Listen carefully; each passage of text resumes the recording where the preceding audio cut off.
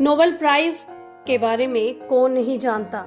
शायद आप सभी को ये मालूम हो कि नोबेल प्राइज किसे दिया जाता है, किंतु नोबेल प्राइज की शुरुआत कैसे हुई, किस किस फील्ड में ये पुरस्कार दिया जाता है, इस पुरस्कार को प्राप्त करने वालों को कितनी धनराशि मिलती है और कितने भारतीयों को इस पुरस्कार से नवाजा जा चुका है, इन सब बातों के बारे में आप शायद ही जानते होंगे। और इन सब से खास कैसे हुई नोबेल प्राइज की शुरुआत, किस तरह मौत का सौदागर कहे जाने वाले अल्फ्रेड नोबेल ने अपनी सारी जीवन की कमाई विश्व कल्याण की भावना से कार्य करने वालों पर समर्पित कर दी। तो आइए शुरू करते हैं। अल्फ्रेड नोबेल स्वीडन के निवासी थे। उन्होंने रूस और अमेरिका में भी पढ़ाई की। रिसर्च में उनकी खास रुचि थी।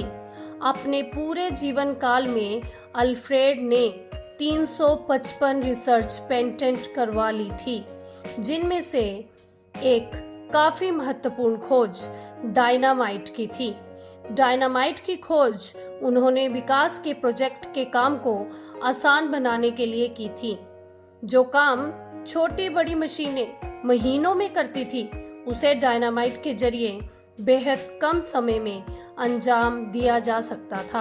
आपको ये जानकर हैरानी होगी कि यही डायनामाइट की खोज विश्व के नोबेल प्राइज का कारण बनी।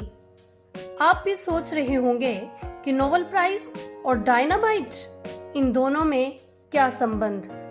जी हाँ, कोई संबंध नहीं है, पर यह सच है कि नोबेल प्राइज दिए जाने के पीछे इस डायनामाइट एक विस्फोटक का ही हाथ है। इससे पहले कि हम आपको बताएं कि कैसे इस विस्फोटक की खोज ने नोबेल प्राइज को जन्म दिया, क्या आपको पता है कि ये प्राइज किसे, कब और क्यों दिया जाता है? प्राइज में कितना धन मिलता है?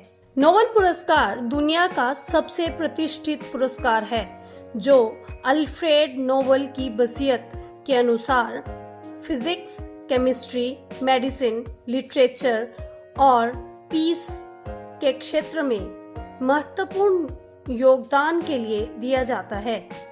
1968 में इकोनॉमिक्स यानी अर्थशास्त्र के क्षेत्र को भी इस पुरस्कार में जोड़ा गया है। नोबेल पुरस्कार को स्विस बैंक, जो कि स्वीडन का केंद्रीय बैंक है, द्वारा स्थापित किया गया था। नोबेल पुरस्कार 1901 में पहली बार दिए गए थे।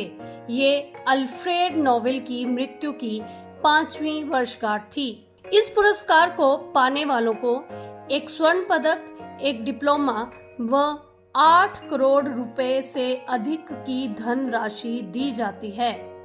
साथ ही आपको बता दें कि अब तक 12 भारतीयों को नोबेल पुरस्कार मिल चुका है, जिसमें रविंद्रनाथ टैगोर को 1913 में साहित्य के क्षेत्र में, सीवी रमन को 1930 में फिजिक्स यानी भौतिकी के क्षेत्र में, हरगोविंद खुराना को 1968 में चिकित्सा के क्षेत्र में, मदर टेरेसा को 1979 में शांति के क्षेत्र में, सुब्रमण्यम चंद्रशेखर को 1983 में फिजिक्स यानी भौतिकी के क्षेत्र में, अमर्त्य सेन को 1998 में अर्थशास्त्र के क्षेत्र में, बीएस नायपाल को 2001 में साहित्य के क्षेत्र में, वेंकट रमन रामकृष्णन को 2009 में केमिस्ट्री यानी रसायन के क्षेत्र में,